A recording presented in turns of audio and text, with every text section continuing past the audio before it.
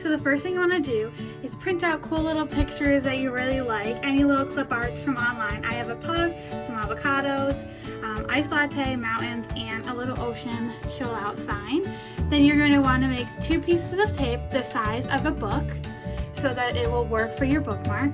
Then you are going to strategically place each little clip art or whatever you want to do. It's all personalized. That's what I like about this bookmark. You're going to stick it to the tape. The sticky side should be facing up. You're just going to want to place them in the way, in order that you like. You can adjust the angles, all that type of stuff. I'm going to take my last one.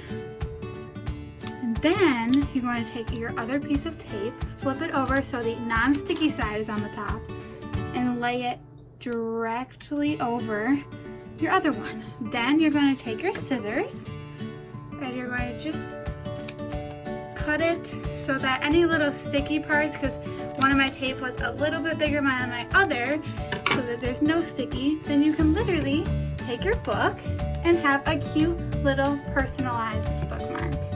Bye guys!